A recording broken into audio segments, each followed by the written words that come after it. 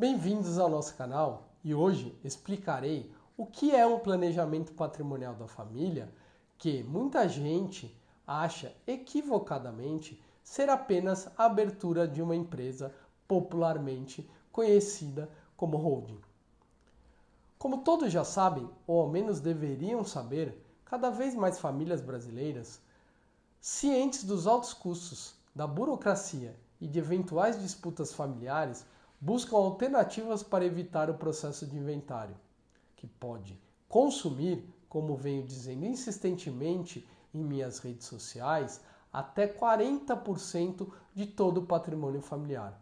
Isso mesmo, para quem não sabe, um processo de inventário entre custas judiciais e cartorárias, honorários advocatícios e impostos podem gerar uma conta salgada, equivalente a 40% do valor total dos bens de uma família, sem contar eventuais disputas familiares que podem fazer com que o processo se arraste por anos e até décadas sem que os herdeiros tenham acesso aos bens deixados por seus pais. E é justamente nesse contexto que surge o planejamento patrimonial da família, que será abordado aqui e agora neste vídeo.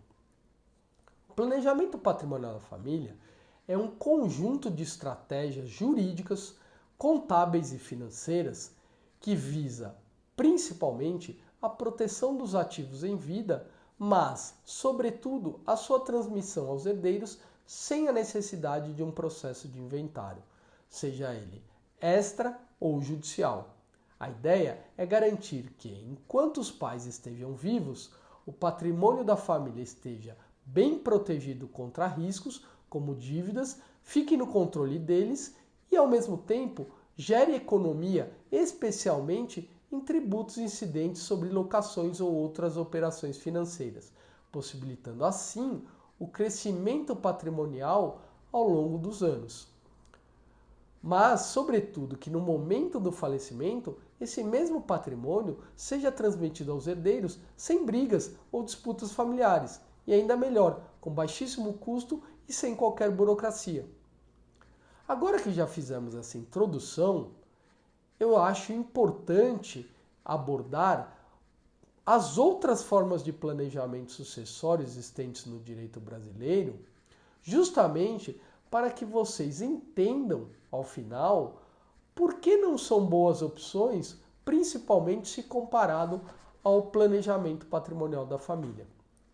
Cada uma delas tem suas próprias características, apresentando limitações e desvantagens com relação ao planejamento patrimonial familiar. Em primeiro lugar, disparado, a mais comum utilizada no Brasil como forma de planejamento sucessório é a doação em vida. Ela é o meio de transferir bens para herdeiros ou outras pessoas durante a vida do doador. Embora ela ajude a evitar conflitos familiares futuros, uma vez que o doador antecipa a herança, determinando com qual herdeiro ficará cada um dos bens, ela traz três grandes problemas. O primeiro é o pagamento em si do próprio imposto de doação, que é cobrado sobre o valor de mercado do bem doado e pode ser uma grande despesa porque ele não está na conta da família. O segundo é a irreversibilidade, que pode ser um problema em algumas situações específicas. A primeira delas é o falecimento prematuro dos herdeiros, pois nessa situação será necessário enfrentar de qualquer forma o inventário para que o patrimônio retorne aos pais, pagando-se todas as despesas que, como eu expliquei, podem chegar até 40% do valor total desse mesmo patrimônio. A segunda é a necessidade de autorização dos filhos, genros e noras para a movimentação do patrimônio, porque ao ingressar no patrimônio desses herdeiros, ele acaba se comunicando com os cônjuges. A terceira é a diluição patrimonial, porque os bens, ao ingressarem no patrimônio dos filhos, passarão a ser propriedade destes. E dependendo do regime de casamento, vão se comunicar com os genros e noras. E que, se porventura acabarem se separando desses filhos, acabarão levando metade de tudo. Portanto, fica evidente que a doação em vida não é, nem de longe, uma boa opção de planejamento sucessório. Em seguida, como segunda forma mais utilizada de planejamento sucessório no Brasil, vem o testamento. O testamento nada mais é que um documento legal que expressa os desejos, os últimos desejos de uma pessoa sobre a distribuição de seus bens após seu falecimento. Embora possa parecer uma boa alternativa, inclusive porque ele é flexível, podendo ser alterado a qualquer momento ao longo da vida do testador, apresenta dois grandes problemas. O primeiro é que, para ser considerado válido, ele precisa necessariamente ser homologado por um juiz através de um processo judicial, o que acarreta burocracia e custos. Pior, pode gerar uma demora ainda maior na distribuição do patrimônio, especialmente se houver contestação de sua validade por parte dos herdeiros. A discussão irá longe. O segundo problema é que não evita o inventário, já que os herdeiros, após a sua homologação por um juiz através de uma ação judicial, terão necessariamente que seguir com o processo de inventário para a transmissão e distribuição dos bens conforme estabelecido no testamento, arcando com todos os custos, burocracia e os riscos inerentes. Em terceiro lugar, como forma de planejamento sucessório, as famílias brasileiras vêm adotando o seguro de vida. O seguro de vida, como o próprio nome indica, é uma ferramenta financeira que é contratada em vida pelos pais para fornecer, no momento do falecimento, uma quantia certa e líquida aos herdeiros. Ela pode até ser uma forma eficaz de garantir que os entes queridos tenham um suporte financeiro imediato, principalmente logo após o falecimento, para cobrir as despesas do inventário. Mas convenhamos, é um dinheiro jogado fora, não é mesmo? Pois o valor do seguro de vida recebido pelos herdeiros será totalmente gasto com as despesas do inventário, não se revertendo, portanto, em um benefício efetivo para a família. É um benefício para o Estado.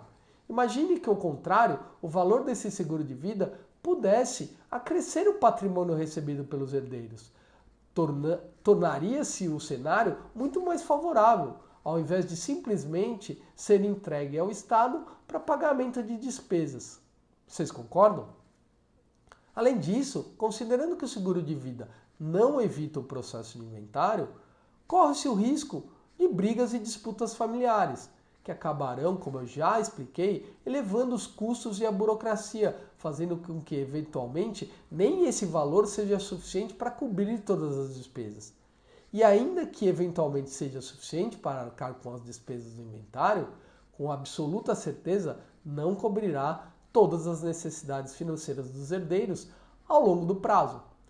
Sobretudo se houver disputas familiares, já que nesse cenário, como expliquei, por conta da demora na transmissão e distribuição dos bens, o seguro de vida certamente não será suficiente sequer para manter aquelas despesas corriqueiras do patrimônio, logo após a conclusão do inventário, como, por exemplo, pagamento de IPTU.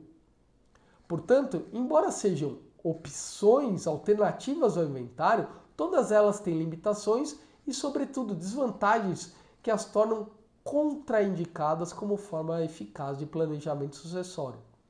E é justamente aí que entra o planejamento patrimonial da família, oferecendo uma solução mais integrada e eficiente para proteger, gerenciar e garantir a transmissão do patrimônio de uma forma simples, sem custos e brigas entre os herdeiros.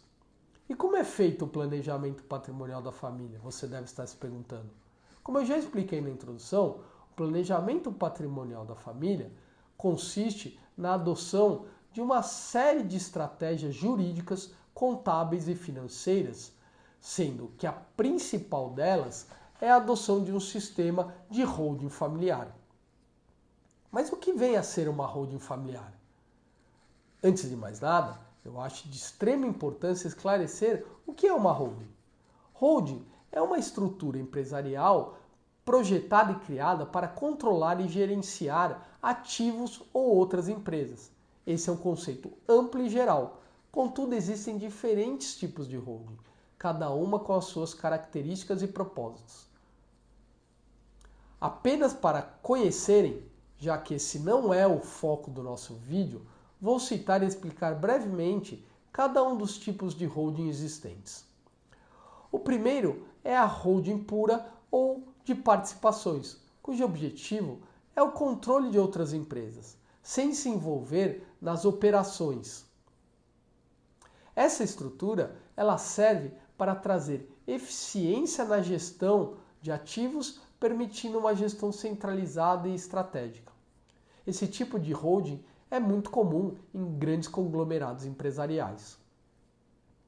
A segunda é a holding mista ou operacional, que, como a própria denominação indica, é uma combinação de controle de outras empresas com operações empresariais diretas propriamente ditas. Ou seja, além de possuir participação em outras empresas, ela acaba também atuando ativamente, realizando operações e maximizando receita e diversificando riscos. A terceira é a holding patrimonial, cujo objetivo principal é única e exclusivamente a proteção de ativos de alto valor, especialmente bens imóveis. As holdings patrimoniais são uma boa estratégia e eficaz para proteger o patrimônio contra riscos e otimizar a gestão fiscal. Finalmente, temos a holding familiar, que pode ser considerada uma subespécie de holding patrimonial, que, como vimos, visa a proteção exclusiva do patrimônio, mas, diferentemente desta última, a holding familiar busca estabelecer e facilitar a sucessão do patrimônio familiar. Agora que já vimos quais são as diferentes espécies de holding existentes e seus propósitos, vamos focar especificamente nas holdings familiares, que é uma parte essencial de todo o planejamento patrimonial da família. A holding familiar, como expliquei, é uma estrutura criada para proteger o patrimônio da família e garantir que seja passado de geração a geração, sem discussões e principalmente com baixíssimos custos. Ela funciona como uma espécie de cofre no qual são colocados todos os bens da família, evitando que sejam impactados por quaisquer dívidas ou crises financeiras decorrentes, seja da atividade profissional ou empresarial dos integrantes da família. E este cofre é dotado de um sistema de gatilho, que é automaticamente acionado com o falecimento dos pais, transmitindo absolutamente tudo aos herdeiros sem a necessidade de um processo de inventário. E, consequentemente, de todos aqueles gastos que já tratamos aqui, como custos processuais, impostos, honorários e etc. Se comparada, por exemplo, à doação em vida, ela garante o controle total e absoluto dos pais durante toda a vida, evitando que o patrimônio seja transferido aos filhos, o que, em suma, é de importância significativa, pois evita que os pais necessitem de autorização dos filhos para fazer qualquer coisa com seus bens. Além disso, também evita que os bens, ao entrarem no patrimônio dos filhos, acabem se comunicando com as noras e genros, sendo diluído em casos de separação ou divórcio. Pior, se seu filho falecer prematuramente, também evita que haja necessidade de um processo de inventário para que todos os seus bens retornem ao patrimônio dos pais. Por outro lado, comparado ao testamento, a holding familiar evita custos e burocracias de todo o processo, como já vimos. Mas assim como essa forma de planejamento, ela garante que a vontade dos pais prevaleça. Isso é feito através de um instrumento, um acordo de acionistas, nos quais os pais, por exemplo, podem previamente dispor como o patrimônio será partilhado entre os herdeiros, ou até mesmo beneficiando terceiros que nada receberiam a princípio, pois não são herdeiros necessários. O mesmo se pode dizer com relação ao seguro de vida, que, como vimos, não evita a burocracia e os elevados custos do inventário, apenas trazendo um conforto imediato e passageiro aos herdeiros para a cobertura de todas as despesas inerentes ao processo. O O valor acaba se perdendo em favor de tais despesas, não gerando qualquer benefício. Mas o seguro de vida pode sim ser utilizado como uma forma complementar à holding familiar, se tornando mais um ativo e benefício que será recebido por esses herdeiros. Ele acaba sendo um plus, ao contrário de quando adotado isoladamente, pois apenas pagará pelas despesas do inventário, não beneficiando diretamente os herdeiros.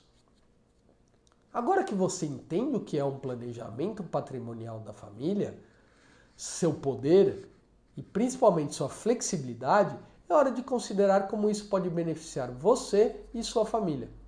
Quer saber mais ou tem dúvidas? Deixe um comentário aqui abaixo, compartilhe suas experiências e não se esqueça de se inscrever no canal para dicas sobre como garantir o bem-estar e o futuro da sua família.